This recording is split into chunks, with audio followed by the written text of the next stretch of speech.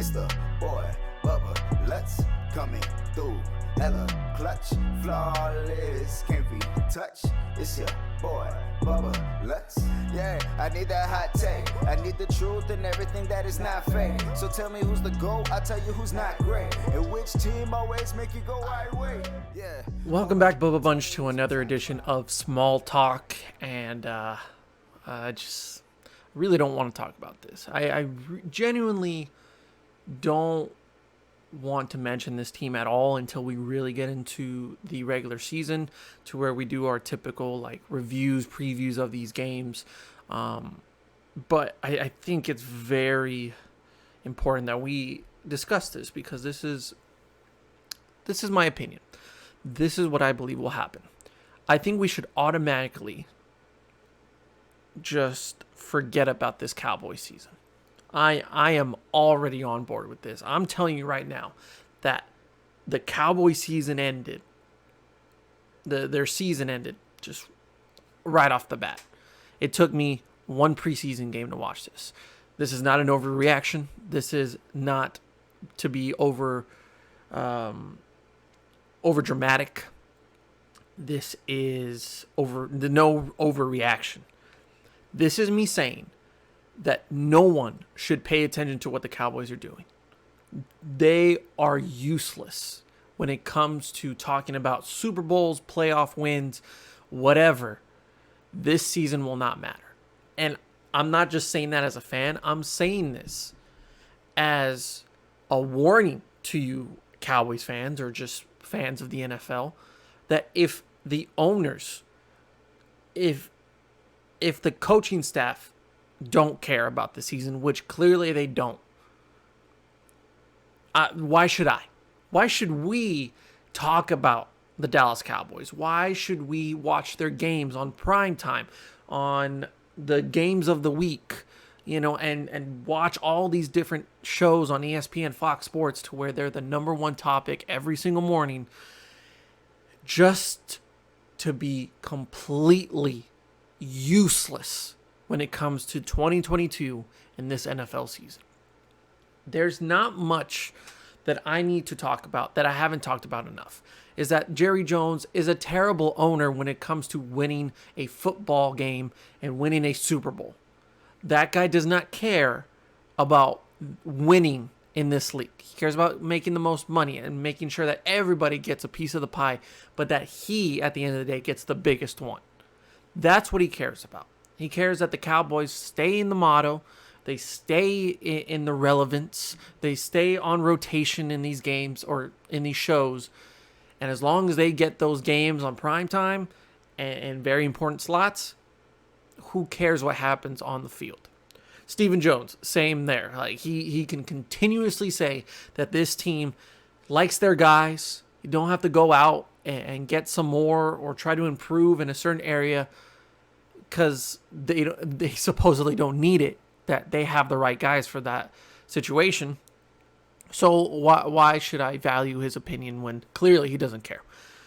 Mike McCarthy, I was so done with Mike McCarthy last year.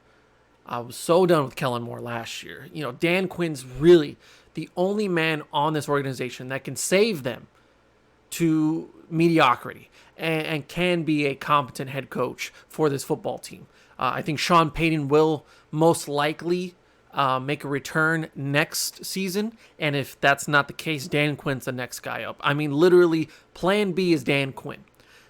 All that Stephen Jones wants is to get Sean Payton as their head coach. If he wants to coach, if he doesn't like the media thing and he wants to come back, they will find a way to make it work to get Sean Payton as the head coach of the Dallas Cowboys.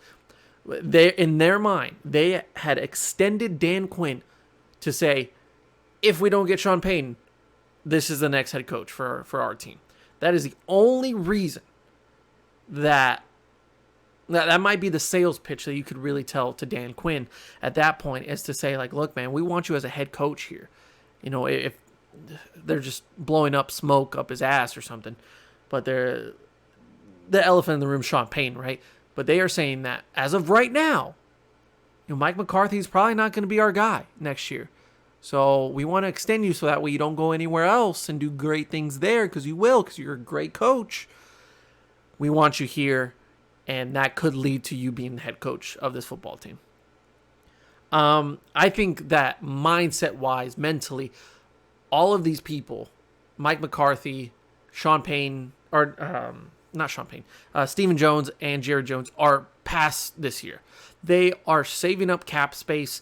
They are not utilizing that cap space money. They are not going after any players. They're not making any trades. They're not going for the big time anything. They are settling for what they have and looking at next year as the potential year of getting more younger guys, better guys, and ultimately kind of solve the prophecy of like the Cowboys are back, which is not true. It's not true at all.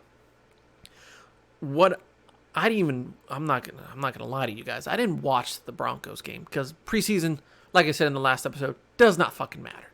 Okay? I don't need to watch a Cowboys preseason game to know what this team is all about.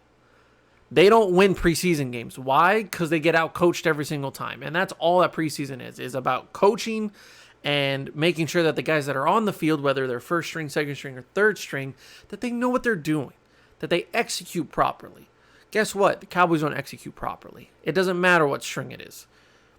What you need to look for is the absolute hypocrisy that's going on in Dallas. That starts with the fact that 17 penalties, 129 yards. Coming off of the last game to where you had over a dozen penalties, over 100 yards in penalties, and you went into the offseason, going into this preseason, Mike McCarthy said it. Quotes, endless quotes about how this team needs to be more disciplined, more focused, less penalized. They need to not shoot themselves in the foot. This is a different football team this year. They have to be a different football team this year. They can't have the penalties. They can't have the mistakes. That is literally what you've been telling the media for weeks on end about what this team needs to do in order to get better. You are the head coach of this football team. You are the reason why they should be getting better, why they have the capability of getting better. And to come out in the first preseason game and to have more penalties than you did at the end of last season in a playoff game, it's laughable at this point to think that the Cowboys are going to do anything. Think about it, man. Think about, oh, man. Kyle Brandt had a very good a rant or a very good segment talking about the Cowboys. And I get it. Like, at the end of the day, you know, the Cowboys are going to have good ratings. Talking about the Cowboys is going to have good ratings. So, you know, NFL Network, ESPN, Fox Sports, they're going to continuously talk about this. But he brought up a very good point. He's just like, what Jerry Jones says at the beginning of the year, it's not to a specific team. It could be for the last 20 years of teams that he could be talking about. Talking about a quarterback that has the potential to be a great quarterback, may not be there yet, but he's a good to great quarterback, is a very good leader. Tony Romo, Dak Prescott, okay? You got some really good defensive players that are playmaking ability guys that are going to be here for the long term, and they can just make you feel good about that side of the ball. At a time, DeMarcus Ware. At a time, you know, Woodson. At a time, Jay Ratliff. At a time, it was Sean Lee or DeMarcus Lawrence. Now you got Trevon Diggs and Micah Parsons. Like, okay, yeah, that can be any stretch of a football team for the last 20 years. So some good playmakers on the offensive side, but they can't take over a game. Well, I mean, no disrespect to Dez Bryant. You could also say Terrell Owens. You could also say CeeDee Lamb, Amari Cooper. You know, like, and then you have a absolutely oblivious head coach who doesn't know how to coach. I mean, Jason Garrett for 10 years, Mike McCarthy for the last 3. You had some Hall of Fame guys like Bill Parcells, Wade Phillips, that didn't know what to do with this team. Why? Because they don't get to coach. This hysterically just hypocrite of an owner, of a family that just they don't know what to do with this team. They're so incompetent when it comes to actually letting this team do their own thing. You know, like, what's the point of a head coach if you're just going to influence everything? This is the same old Cowboys every single year. It's been like this for the last 20 years. Nothing has changed. All those factors that I just named are still there. How many careers were wasted on this football team? Hall of Fame guys that went somewhere else and they had success, or they just never reached the mountaintop with this team, even though they're extremely talented. Tony Romo, Jason Witten, DeMarcus Ware. He went elsewhere and won immediately. It is ridiculous to think that it'll be any different this year. How can you take anything seriously coming out of any one of these guys' mouth? I truly believe that these players want to do their best. Like, they want to get to the big time. They want to win. They'll do everything they can.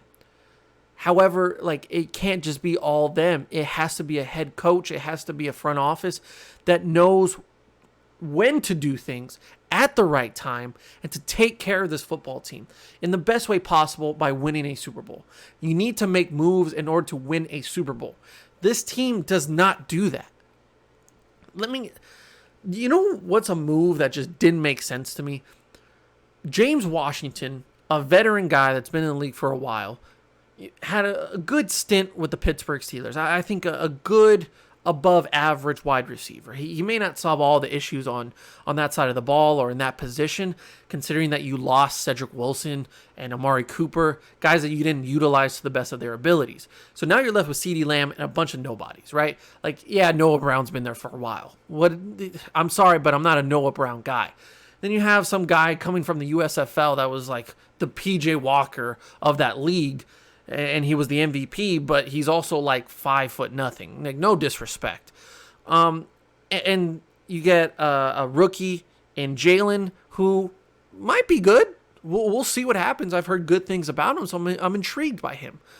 But you bring in James Washington to solve an issue of a veteran guy that you want at that position to not only make plays, but to also be a good influence to the rest of the guys, a lot of the younger guys on the roster. He goes down in camp. He's going to be out for a while. He may not play this year. I don't know. I don't know the extent of his injury so far. We know why you made that move, and it's a good move. I think that's a very good move. I think this applies to Anthony Barr as well, because that was a guy that's that position is depleted. It is weak outside of Micah Parsons. I'm sorry, but Leighton Vander Esch just doesn't cut it. When you bring in Anthony Barr, it's a veteran guy who has experience, that has been on good football teams. He plays his position well, can be an influence to the rest of the guys. They can learn from him. Good. If he goes down, this is what the Cowboys are saying. When James Washington goes down, they say, no, we're good at the position. We don't need another veteran guy. You brought him in to be a veteran guy at that position, to fill a hole that you had missed with Amari Cooper gone and Cedric Wilson gone. You need wide receivers. It can't just be CeeDee Lamb. Personally, I don't think that CeeDee Lamb's going to live up to the expectation that everybody believes him to have, because I think it should have happened by now. I think by now we should have seen CeeDee Lamb take a different step. I saw a digression in his play last year. A lot of miscommunication with Dak Prescott. That should not happen as the season goes along. And with Amari Cooper being injured all the time, CeeDee Lamb needed to step up. To me, he never stepped up. We just saw the rankings for the top 100 NFL players come out in the early 100 to 80, I think. And CeeDee Lamb's on that list in the 90s, and then OBJ is higher than CeeDee Lamb, and I see a bunch of Cowboys fans freaking out. They're like, excuse me? And I'm like, Odell Beckham Jr. almost won the Super Bowl MVP. I don't see CeeDee Lamb making that happen. Like, I'm sorry, but I don't like OBJ. Yet, I think he was a better wide receiver than CeeDee Lamb by far, right? I don't think CeeDee Lamb's going to be that number one guy. I think it's going to be a collective of the wide receivers, which I'm not confident on at all. So James Washington was a good move to bring in. Like, it didn't break like the news or anything like that, but I think it was a solid move. He goes down. What does Stephen Jones say? No, I think we're good. I think we have enough guys to fill his role. And I'm like, do you doubt? Why did you bring him in the first place? You know, like, when Tampa loses one of their guys, when they don't think that Chris Godwin's going to be there week 1, they go out and get Julio Jones. They also, people forget, and I forgot about this as well, they went out and got Russell Gage, who did get injured as well. But the idea of getting Russell Gage, phenomenal player. I think he has a lot of upside when it comes to being a receiver. And to go to a place to where they already have plenty. But guess what? That's what a Super Bowl winning team does. They go out, and even though they may not be desperate for that position, it's a hole or a fill that they need to do. The Cowboys just don't do those things. Seeing Anthony Barr get signed, I'm like, cool, great move. You have a bunch of kickers that don't know how to kick. You got wide receivers that have never seen the field. You know? You still think Zeke's the number one guy. Do you think Tony Pollard's just going to play wide receiver the entire time? I don't think so. I hope he gets more reps in the backfield. I personally don't think that Anthony Brown should be on the roster. Yet they are. They're there. And they're not going to change. That's just what this team is. They're going to continue to do the same things expecting a different result. I truly don't think that anything changed from the offseason to the preseason and in training camp to say, oh, okay, that's how we're going to get rid of penalties. I'm pretty sure Mike McCarthy just said, hey, don't get as many penalties. We got to be more focused. He's just spitting out nonsense to these players, and they're not receiving the message. This Cowboys team is going to continue to do the same things. Like, man, there's so much talent on this team that could be utilized somewhere else, that can be a Super Bowl winning team, but we're just going to continue to see the same things. And it doesn't take a genius to say that 17 penalties in the preseason shows that you're not ready. I'm seeing the Eagles, the Giants, the Commanders. They may not be the best football teams. They don't need to be to win in that division. But right now, I don't see the Cowboys making the playoffs. In my heart, as a Cowboys fan, I said this last year. At this point last year, I was thinking that the Cowboys were a playoff team, but I don't think they can get far. And that's exactly what they did. Right now, in my heart, I'm seeing a team that's going to disappoint every single week. That they are ready to move on from Mike McCarthy. They are ready to do another head coach. Whether these players want Dan Quinn as their head coach or maybe they bring in Sean Payne, it doesn't matter. They are already mentally checked out of this season. There are players that want to do their best and they're going to give it their all. But as a collective 53-man roster, coaching staff, and front office, this team is nowhere near ready to make it far. Make the playoffs. It doesn't matter. I think there's going to be more fight when it comes to the Eagles. More fight when it comes to the Giants. To the Commanders as well. All these teams have desperation. Jalen Hurts has a lot to prove. A.J. Brown does have something to prove. You know, he's been dealing with injuries since he came into the league. And despite having success in Tennessee, I think there's a lot of people that doubt him. You know? Carson Wentz. I mean, this dude is on his last leg when it comes to his career in the NFL. He's got something to prove. But you also got that boy Sam behind him. He's got that dog in him. He's got that dog in him. And I think he's going to come for that roster spot or at least a starting job. And then you also have the Giants. Saquon, Daniel Jones, those horrible receivers that can't catch, or that defense that just disappointed completely last year, but got better. Offensive line got better. New coaching staff. a fresh new atmosphere. They're hungry. They're desperate. The Cowboys just don't have that fight in them, I don't think. I really don't think so. I don't see it in Mike. I don't see it in Jerry. I don't see it in Steven. I'm seeing a team that will continuously put up more than 10 penalties a game. Nothing's going to change there. If you're telling me that that is your main concern in the offseason and in training camp, and the first game of your season is 17 for 129 yards, and you barely scored a touchdown in the game, that I'm not going to say that the preseason really shows what you're about. I just say that if you're horrible in the preseason, it makes no sense to me how you're going to be good in the regular season or in the playoffs. I think there is a little bit of tie-in of like, if you can't even do the simple things in preseason, how are you going to do it in the regular season? For me right now, I'm looking at teams like the Detroit Lions, like the Carolina Panthers,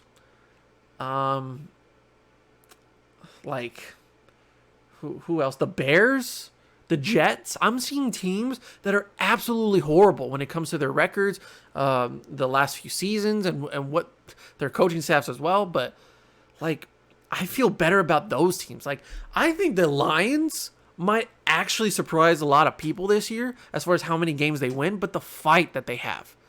I feel more like a Lions fan this year than I do a Cowboys fan. I'm just so tone deaf to what's going on with the Dallas Cowboys and with the improvements they're apparently making. I know what this team is. I know the good players on this team, and I will continue to support those same players. I love Tony Pollard. I love Dak Prescott. I love Micah Parsons.